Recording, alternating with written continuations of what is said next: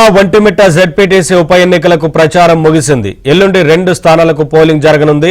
పులివెందులలో 11 మంది, ఒంటిమిట్టలో 11 మంది పోటీలో ఉన్నారు. పులివెందులలో 15 పోలింగ్ కేంద్రాల్లో 10,631 మంది ఓటర్లున్నారు. ఇక ఒంటిమిట్టలో 30 పోలింగ్ కేంద్రాల్లో 24,606 మంది ఓటర్లున్నారు. బ్యాలెట్ పేపర్ ద్వారా ఈ ఎన్నికలు జరగనున్నాయి. ఈ నెల 14న ఫలితాలు వెల్లడిస్తారు. జెడ్పీటీసీ ఉప ఎన్నికలకు 1,400 మంది పోలీసులతో భద్రత కల్పిస్తున్నారు. ప్రతి మహిళ కూడా రాష్ట్ర వ్యాప్తంగా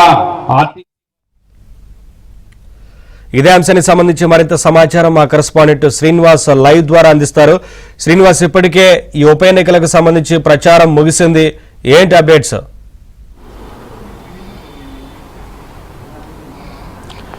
నవీన్ కడప జిల్లాలోని రెండు జెడ్పీటీసీ కేంద్రాల్లో ఎన్నికలు జరుగుతున్నాయి. ఒకటి పులివెందుల, 2 ఒంటిమిట్ట. ఈ 2 స్థానాలు కూడా అటు టీడీపీ అటు వైసీపీ ఇరు పార్టీలు కూడా అత్యంత ప్రతిష్టాత్మకంగా తీసుకున్నాయి. దీంట్లో ముఖ్యంగా పులివెందుల, ఈరోజు పులివెందుల వైపే తెలుగు రాష్ట్రాలను చూస్తున్నారు. మొత్తం అసలు చాలా ఉత్కంఠభరితంగా సాగుతుంది. ముఖ్యంగా వైసీపీ తన ఎత్తులు రకరకాలుగా వేస్తుంది. ఇదే ఫస్ట్ టైం. గత ఎన్నికల్లో మనం చాలా చూసాము, టీడీపీ నేతలు చూసారు, మనం చూసాము.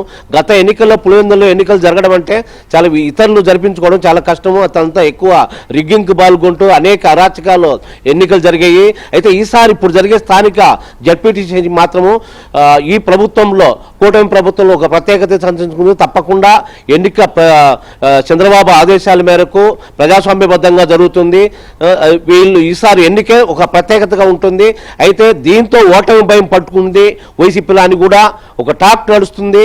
దీంట్లో ఇప్పుడు ఈ ఎన్నిక పులివెందులలో జరుగుతున్న టెన్షన్, జెడ్పీటీ ఎన్నికకు సంబంధించి ఈ ప్రచారంలో మొదటి నుండే దగ్గరుండే నడిపిస్తున్న టీడీపీ ఎమ్మెల్సీ రాంగోపాల్ రెడ్డి మన దగ్గర ఉన్నారు. ఆయన ఎన్నికలు గతంలో చూశారు. ఇదే ఎన్నికల్లో ఆయనే రాయలసీమ ఎమ్మెల్సీకి సంబంధించి ఇదే పులివెందుల్లో మెజార్టీ సాధించారు. సో ఈ జెడ్పీటీసీ ఎన్నికలో కూడా ఇతనే మొత్తం ప్రచారంలో మొదటి నుంచి చేస్తూ ఆయన మాటల్లో విందాం ఎలా అనేది. మరో 36 గంటల్లో పులివెందుల మరియు ఒంటిమిట్ట జెడ్పీటీసీ ఉప ఎన్నికలు జరుగుతూ ఉన్నాయి. అంటే మరో 1 సంవత్సరం సమయం మాత్రమే ఈ పదవీ కాలం ఉంది. ప్రజాస్వామ్యబద్ధంగా ఒక రాజకీయ పార్టీని మేము నిర్వహించేటప్పుడు ఏ ఎన్నికలు జరిగినా కూడా వాటిలో పాల్గొని గెలుపుకోవడంతో సంబంధం లేకుండా ప్రజాస్వామ్య స్ఫూర్తిని నింపాల్సిన బాధ్యత మా అందరి మీద ఉంది.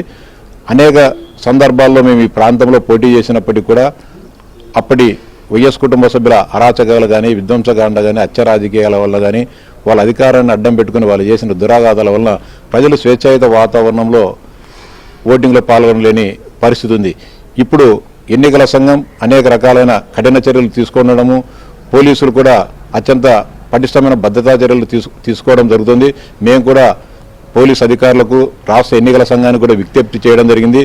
గతంలో మాదిరి కాకుండా ప్రతి ఒక్కరు కూడా ఈ మండల పరిధిలో ఉన్న 10,600 మంది ఓటర్లు స్వేచ్ఛాయుత వాతావరణంలో వారి బ్యాలెట్ పైన వాళ్లే నచ్చిన వారికి, కావాల్సిన వారికి, మెచ్చిన వారికి ఓటు వేసే విధంగా చర్యలు తీసుకోవాలని మేము కూడా కోరడం జరుగుతుంది.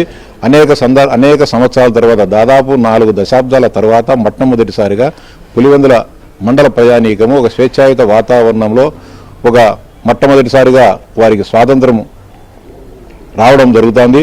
12వ తారీఖు ఎన్నికలు జరుగుతాయి. 14వ తారీఖు జరిగే ఎన్నికల్లో ఖచ్చితంగా అఖండమైన మెజారిటీతో మేము గెలవబోతున్నాం.